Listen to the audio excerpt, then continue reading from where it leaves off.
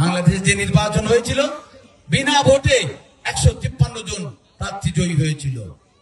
2018 সাল দিনের ভোট রাতে হয়েছিল। 2024 সালে আমির সাজানো পাতানো নির্বাচন হয়েছিল।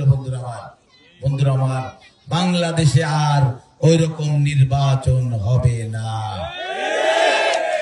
বাংলাদেশে আগামীতে যে নির্বাচন হবে সেই নির্বাচন হবে আমার ভোট আমি দিব, যাকে খুশি তাকে দিব, সেই রকম একটি নির্বাচন হবে। এবং সেই নির্বাচনে কিন্তু আপনাদের অনেক ভূমিকা পালন করতে হবে। ভোট একটি পবিত্র আমানত, এই আমানতের খেয়ানত করা যাবে না। এবং আপনি মুসলমান হন, হিন্দু হন, সবারই কিন্তু একটা নৈতিক দায়িত্ব আছে। আপনাদের প্রতিনিধি কি হবে, আপনাদের আগামী দিনে অভিভাবক কি হবে, সেটা নির্বাচন করার।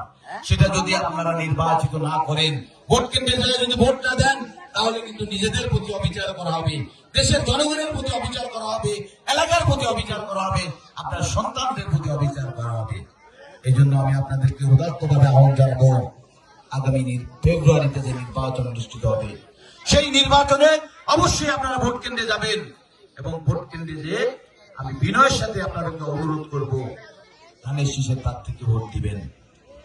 ধানের শীষের প্রার্থীকে এই কারণেই ভোট দিবেন, আপনাদের এলাকার উন্নয়নের ধারাবাহিকতা ধরে রাখার জন্য, আপনার সন্তানের ভবিষ্যৎকে যাতে উজ্জ্বল হয় সেজন্য, আমরা যাতে সম্প্রীতি বজায় রেখে বসবাস করতে পারি, সেজন্যই আপনার ধানের শীষের প্রার্থীকে ভোট দিতে হবে।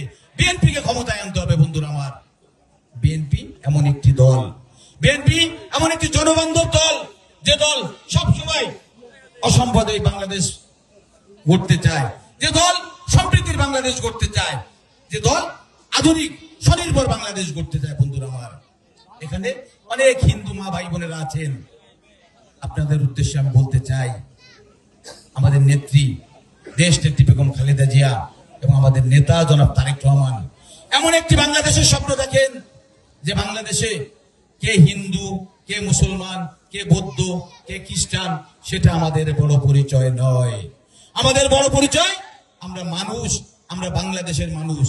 আমরা ঐক্যবদ্ধভাবে থাকতে চাই, আমরা সম্প্রীতি বজায় রেখে থাকতে চাই, আমরা অসাম্প্রদায়িক বাংলাদেশ গড়তে চাই। বন্ধুরা আমার, হিন্দু ভাইদেরকে বলবো, বিগত দিনে আপনারা কিভাবে ছিলেন না ছিলেন এটা অনেকেই জানে। বিগত দিনে আপনাদের উপরে অনেক নিপীড়ন হয়েছে, অনেক নির্যাতন হয়েছে, অনেক খারাপ আচরণ করা হয়েছে। আমি আপনাদের কাছে কথা দিয়ে গেলাম, আমরা আপনাদের সন্তান হিসেবে, আপনাদের ভাই হিসেবে আজকে এই মঞ্চে যারা আছেন, সবাই আপনাদের বিপদ আপদে যে কোনো সময় আপনারা স্মরণ করবেন, আমরা আপনাদের পাশে এসে দাঁড়াবো। আপনাদের শুধু পাশে এসে থাকবো না, আপনাদের প্রতি যদি যে সম্প্রদায়ের মানুষ হোক, তারা যত ক্ষমতাধর মানুষ হোক, যত শক্তিশালী মানুষ হোক, আপনারা আমাকে স্মরণ করবেন। ইনশাআল্লাহ আমি আপনাদের পাশে এসে থাকবো। আমি সঠিক এবং যাতে কোনো অন্যায় না হয় সে ব্যাপারে আমি দৃঢ় প্রতিজ্ঞ থাকবো। এবং আপনাদের যে কোনো কাজে, যে কোনো উৎসবে আমাকে বলবেন, আমি আপনাদের পাশে থাকতে চাই। বন্ধুরা আমার, আমি শুধু এমপি হওয়ার জন্য মিথ্যা আশ্বাস দিব না। কারণ কি, 5 বছর কিন্তু দেখতে দেখতে চলে যায়।